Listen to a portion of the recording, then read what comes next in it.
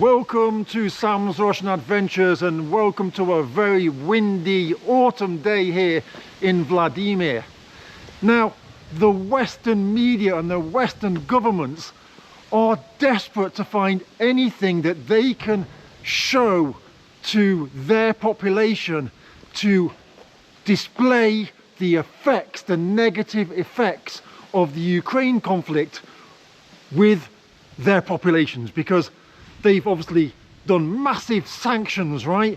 And they're desperate to find anything that they can prove, that they can use to show that this is the negative effect on Russia because of our sanctions and because of the conflict with Ukraine. And so today I'm going to walk around this area and I'm going to talk to you about some of the myths and some of the realities, because I get loads of people writing to me in the comments saying, oh, I know that in Russia like this happens, and I know that you can't get this because of the sanctions and blah blah blah. So I thought, right, let's go through them all one by one and we'll decide myth or reality. And I've actually chosen this area to walk around today because I haven't come to an amazing settlement where there's loads of mansions to show, look, everything in Russia is rosy, everything is absolutely perfect. I'm just walking around a kind of miserable settlement, nothing really amazing here. I'm not trying to show, look, in Russia we all live like kings and everything is perfect. But what I am going to do is prove that a lot of the lies are actually lies. The Lord and Neva. So in the city of Vladimir where I live, currently we have no mobile internet. So as soon as you leave your house, there's no getting online. Is this effect of the conflict with Ukraine? Yes, it is. The reason we don't have any internet, of course, is so that nobody can use drones in our region. If there's no internet, you can't fly the drones, but of course that means that we have no internet at all. You can't go online when you're sitting in traffic or you're standing in a queue. You can't put your favorite music on or whatever unless you've downloaded it. You can't actually use your banking app to pay in shops. You can't go on Instagram and upload the photos, things like that. So yes, that is one effect of the conflict with Ukraine, but obviously safety is the most important thing. But yes, there you go, one problem. I wanted to go for a walk down here, but deciding against it. Although in fact, let's go down here because I want to show you one thing that's really popular in Russia, and every little settlement and village, well, not every village, but most villages have these here. Now I wonder how well used these things are. I never really see anybody working out on them, you know, every now and again you will do, but essentially it's a little gym. You've got your place here for your back, right? I guess this is, I don't know, I guess you could do press on this possibly, and then this for your dips. But judging by this, I think it's just like a, it's like cosmetics. It's done here to kind of, you know, potentially give something to the area to use. But as you can see, the Soviet slide, and look at this one. Look at this Soviet slide. Can't see anyone going on this, blimey. I wonder if the workout area will end up the same way as the Soviet playground equipment.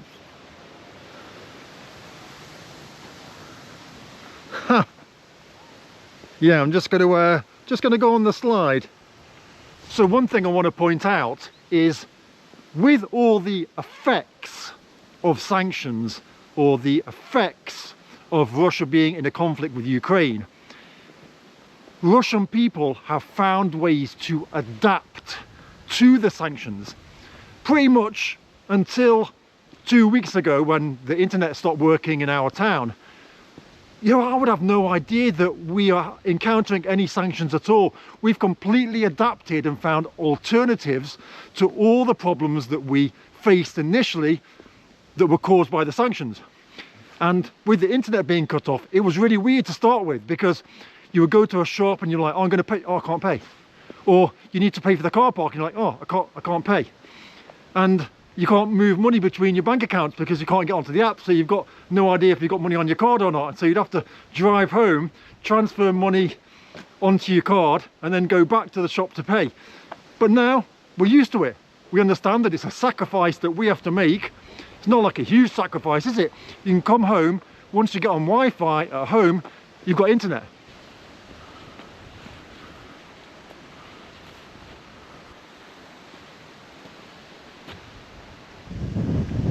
Here's what they're offering, look, 4,600,000 to join the armed forces. So because of the strained relations with companies and governments who have sanctioned Russia, we also have similar effects. YouTube is very difficult to access unless you use a VPN to change your location so you can get onto YouTube.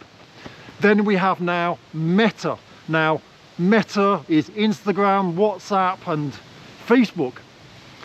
There's a new law with regards to Instagram which forbids any company from advertising on Instagram. Now, you can still use Instagram for personal use, you can still go out and film yourself having fun with your friends and upload it or whatever, but companies, businesses are not allowed to advertise on Instagram. This came into effect 2 days ago.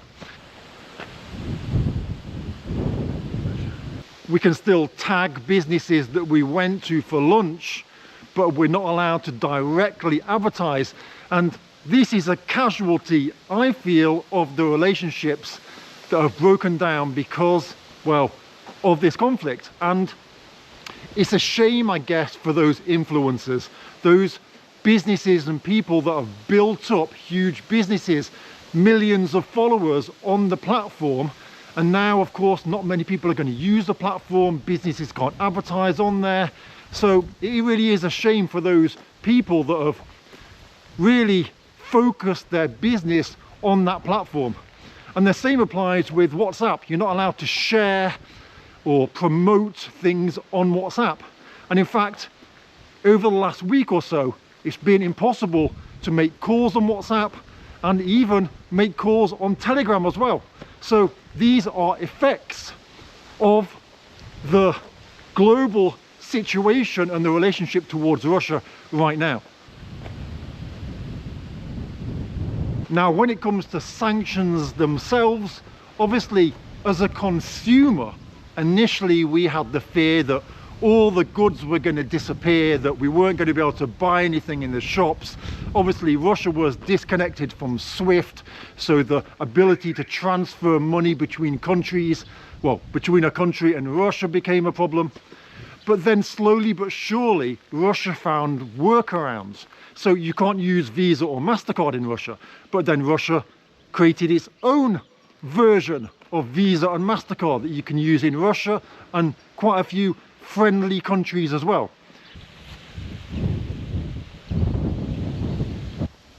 So I wonder what this is. Kids of the Soviet Union, let me know. Is it some sort of maze? Or was some sort of maze? Now it's a bit overgrown and yeah. What was the point in this thing? Let me know.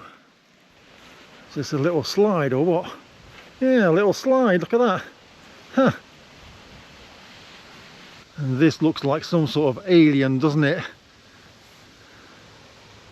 Who fancies a game of ghost football? Look at that. You could make a movie and health and safety, eat your heart out. Look at that. That's going to take out some eyes. Now, obviously, I'm being sarcastic. Might sound like I'm taking the piss a little bit, but look at this. And this is something you're not going to find in Western countries. The playground is a bit crap. We've got some new things, some old things. You know, this area here looks like it's well used by local kids. But check this out.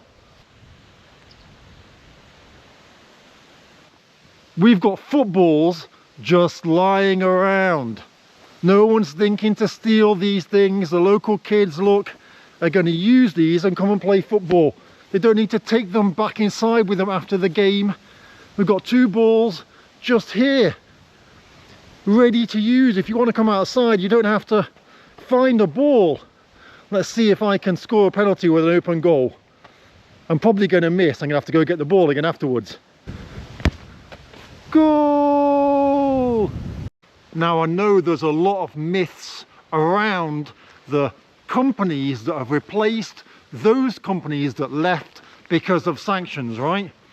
So the first and main one, of course, is McDonald's, who left Russia, and then Вкусная и Точка that replaced them. And everyone's just laughing, right? They're like, oh, it's some crappy Russian brands replaced McDonald's. It's like some rip-off version of McDonald's. Guys, it's exactly the same. It's the same. They use the same companies who produce the goods for McDonald's, and they use the same buildings that McDonald's used. They use the same machines and equipment that McDonald's used to put the burgers together, to make everything. They use the same processes. It's exactly the same. In fact, a lot of people say it's better. I know people that come here and say, I was just chatting to a guy yesterday called Ian, who's a part of my Telegram chat group, and he said that he just arrived not long ago from the US, and that the fries are much nicer in Вкусная и Точка than McDonald's. I wonder what this building was. So I'm guessing this is probably the village club. Let's have a look what it is. Could be the local administration for the area. Let's see. Oh, falling over. Oh, it's the cultural centre. So here it basically says, if no one is forgotten, then nothing will be forgotten. This just gave me the shock of my life. This guy sitting here with his sunflower oil looking at me very suspiciously.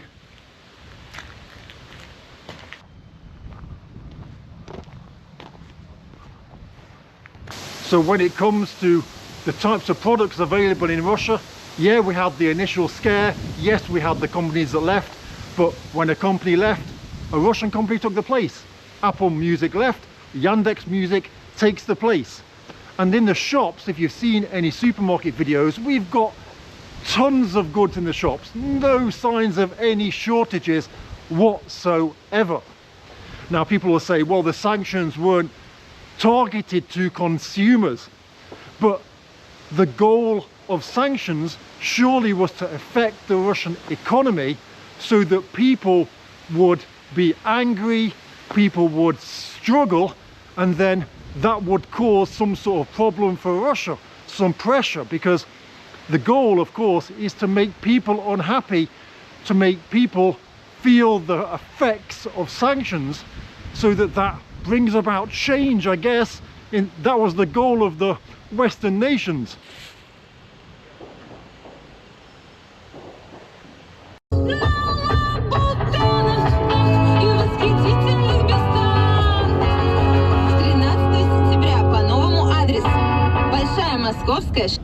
So the first thing we need to do is join the queue for the petrol station. As you can see, the queue's pretty long.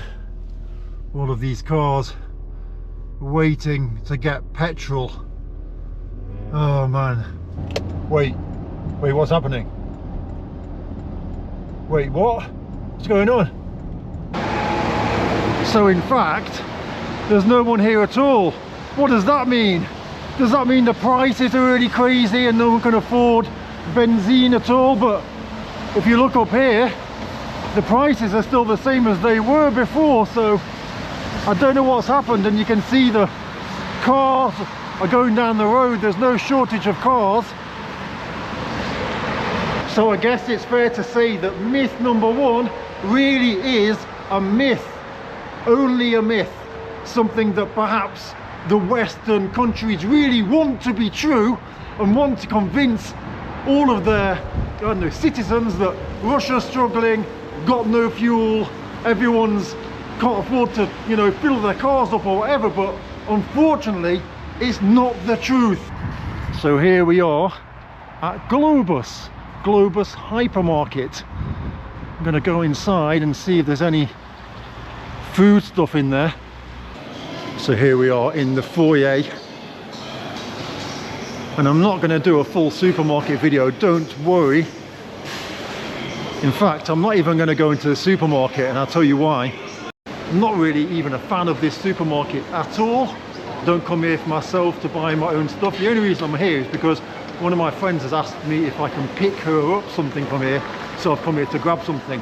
And I know that if I show this hypermarket, everyone in the comments will say, oh, you just come to Globus because Globus is the best one. You want to show that everything is amazing. So yes, Globus is an amazing hypermarket, but we'll just go to an average shop. But just so you can get an idea of the mammoth size of this hypermarket, it is absolutely massive, absolutely crazy, massive, full of food stuff. There's no shortages going on at all here whatsoever. My friends asked me to pick her up a shawarma, which is like a kebab, and the reason I'm doing it is because she's having some panic attacks. She doesn't want to come here. Just something a bit off topic. Look what we've got over here. Fireworks season. And just to show you, because I know I was showing old Russian cars, and so it's only fair that I just show you in the car park here the types of cars that are here. All sorts of cars, from nice cool ones to just typical normal cars, and of course lots of Chinese cars now as well. So it started raining, typical English weather, so I'll probably feel more at home now. But this video isn't trying to convince you that Russia is better than the UK. I don't care what you think about Russia at all. I don't care if you hate Russia. I don't care if you come here, you want to move here. I really do not care. All this video is about is me proving the myths and disproving the myths and proving the reality. So I've had to run inside this shopping centre to get away from the rain. So I know that a lot of people are going to say, yes Sam, but there is crazy inflation in Russia, the prices are rising, people cannot afford to buy things. Well, the answer is that in a Russian bank account, if you put your money, you can get over 20% interest. 20% interest. Where can you find that in the UK or in the Western world? 20%, that is insane. And now obviously I know that there's always an answer, and so the Western media since then have been saying, yeah, you can put your money in, but you won't be able to withdraw it. Russia is stopping people from withdrawing the money afterwards. Russia has a law, just like most countries do, that says you've got to prove where your money came from. And so yes, Russia has had a few incidences where people have placed money into a bank, that these monies have come from dubious means, and then when they've gone to withdraw the money that they've made on that high interest rate, the bank has questioned it and said, can you prove where the money's come from? And those people have been unable to prove where the money's come from because it's come from dubious means, and therefore at that point what happens is the foreign media pick that up and say, look, Russia is conning people to put money in the bank and then refusing to allow them to withdraw it, which is a complete lie, because the UK and lots of other countries have this rule as well. You can't just, make money illegally and then put it in the bank. So we're at my favorite supermarket, and honestly I never actually come here. I usually just order online, but I'm just going to grab some stuff while I'm here, because I'm here just to film the video for you. Get some raspberries and some blueberries. And so this is just a typical kind of small supermarket, and it's my favorite one that I like to come to. I'm just showing you that it's fully stocked, not missing anything at all. I'm going to go down to the end of the store because my favorite bread is there. So here we've got the fresh bread section. It's not a massive one, but it's not a massive supermarket. This is my favorite. So what are some of the products that they say are missing in Russia that are really difficult to get hold of? As far as I remember, it's eggs and potatoes, right?